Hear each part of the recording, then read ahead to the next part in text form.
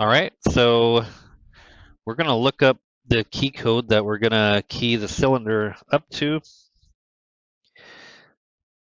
And it looks like it's going to be, I'm using lock codes here.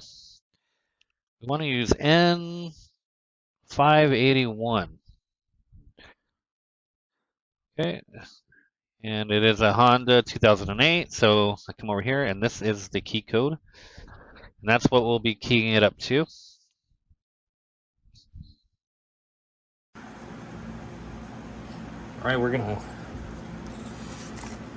rekey this Honda ignition to match the customer's key. And the reason for this is I had a customer that their Honda Accord was attempted to get stolen. Somebody put a screwdriver inside of here, the keyway, tried turning it over. Obviously it didn't work. The car has a transponder, so the car won't start. But the ignition that they had in there was damaged. The screwdriver basically destroyed everything.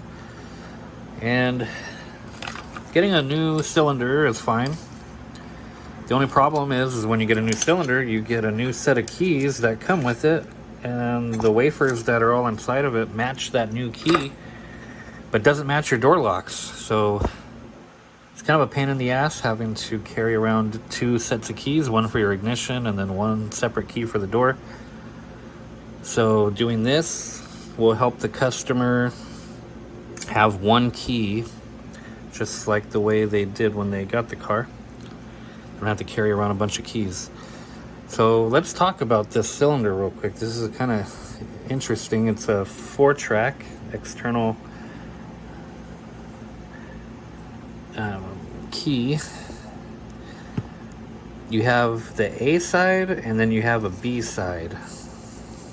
Your Locksmith, you guys are familiar with Honda keys. You have an A track and then the B track. When you run your code, it gives you the bidding. You have the A and then you have the B. The way that this chart works is, set that over here for now. Here's the keyway. Put the key in here. And then you have these chambers that are wide, and then you have small ones, and then you have wide ones, small ones, wide ones, and then you'll be inserting the wafers through the longer, wider side here. This round edge, there's always on cylinders for automotive and cam locks, there's always like a round part on the edges here.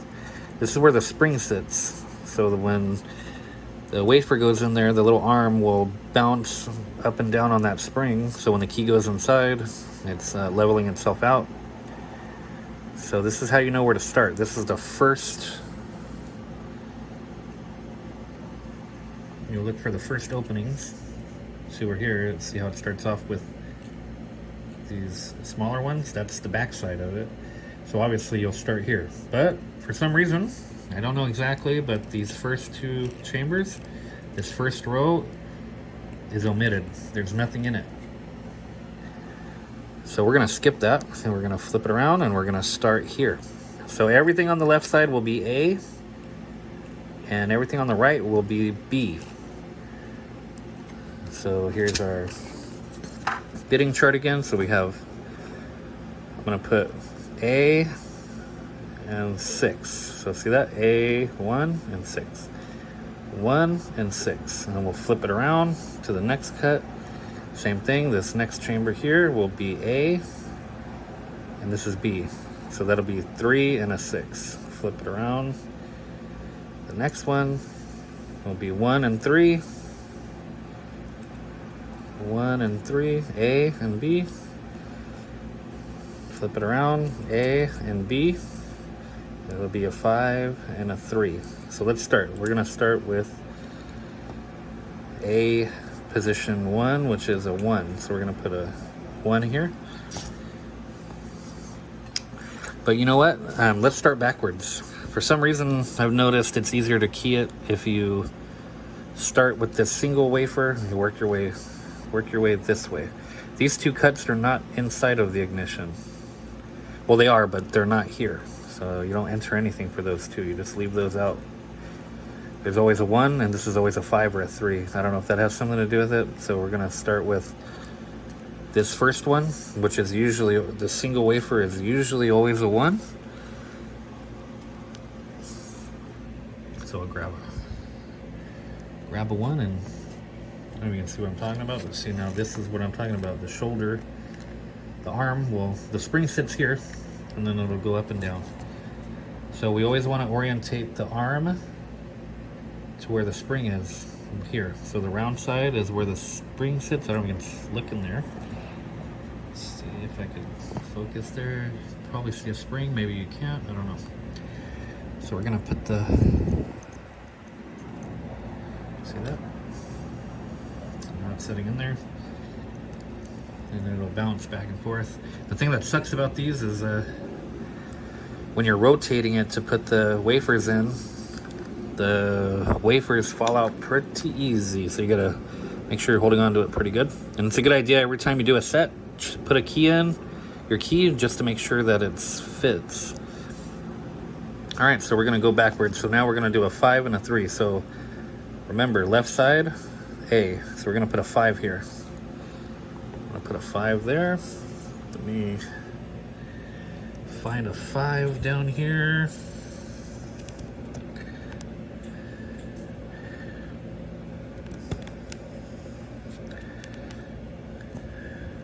Okay. Another thing that sucks,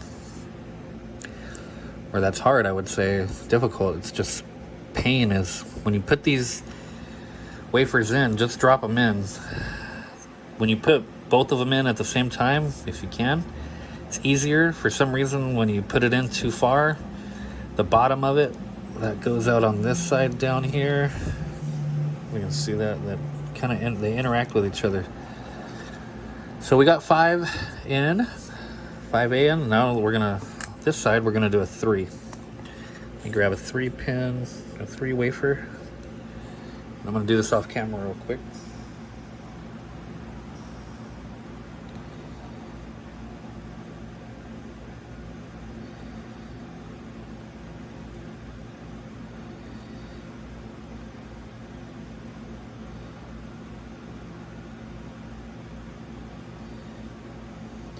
And you'll notice when you're putting them in, if it feels stuck, then one of the wafers is probably too far in on the other side, and you just have to try to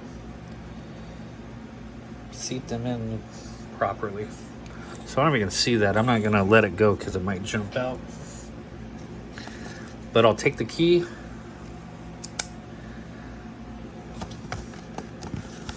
put it inside, and you can see that it's flush. This back one, it's kind of springy. I think this one has something to do with the valet lock, or the valet part of the key, but you can see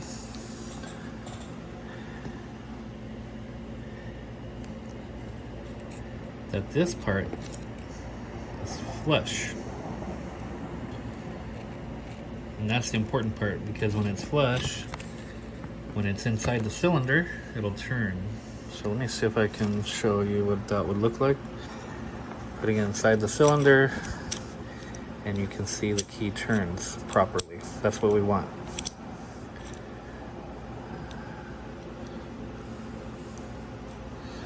All right, so we're gonna go ahead and go to the next set. What do we got? We've got, remember, this left side where you face the key, the left side is A and the right is B. So this will be a 1. So we're working here. This side A, position 3 is a 1. We'll put a 1 here, and we'll put a 3 on B. Got to remove the key.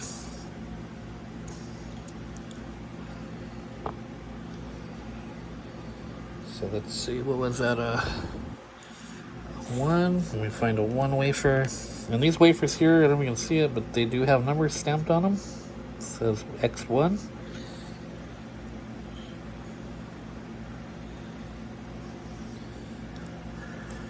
And then we'll We'll get a 3 for B. Okay,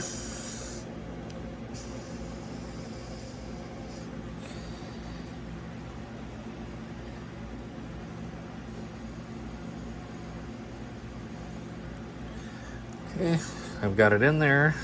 Just gonna insert the key. When you insert the key, the wafers won't fall out. It'll retain them. So you'll see that. See how... Never mind this back springy one. This one is the valet. Usually it's a 1. And we can see that, let me zoom in. Everything looks flush. Nothing's sticking up. So if we take our cylinder, the housing, and place it inside, it's upside down, we can see that the cylinder turns. And this thing is actually being held in by this lock, like a little ring here. But a good way to tell is, you see that roll pin, where is it? I guess right there. If it turns, then you know that it's working. So far, so good. Let's keep going. So remember, side A is the left, and B is the right. So now we did that. So now we're gonna do 3. Side A will get a 3 here, and side B will get a 6. So we'll put 3 and a 6. 3 and a 6. Gotta take the key out. So side A will be a 3. Sorry, I wish I could show it to you on camera while I'm putting it in, but it's sincerely difficult.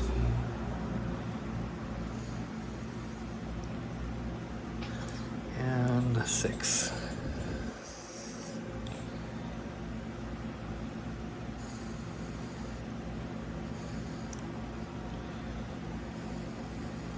Okay.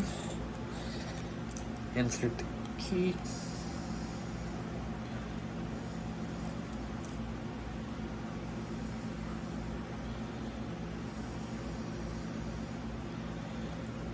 Times this thing.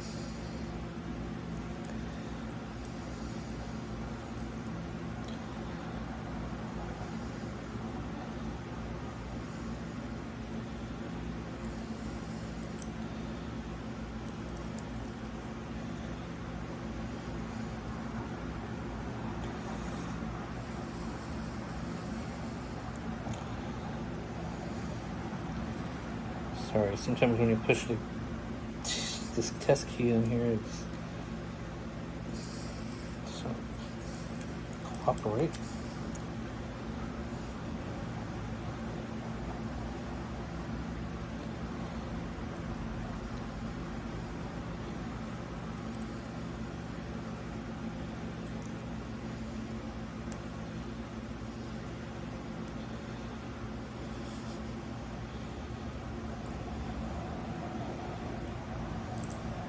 Okay. I'm gonna keep going.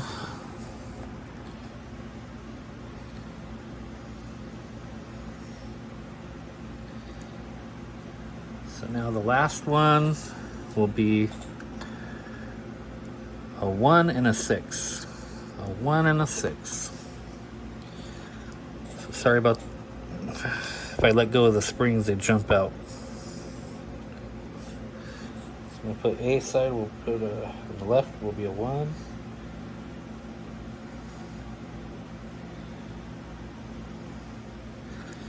And then a 6.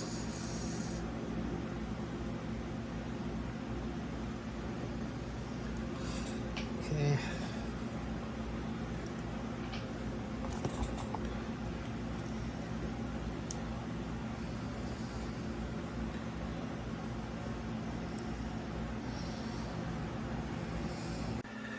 Alright, everything's keyed up. This back piece kind of springy. I think it's has something to do with the valet. That one is okay. Just had to make sure that the key isn't really tight. And as we can see, the key does turn.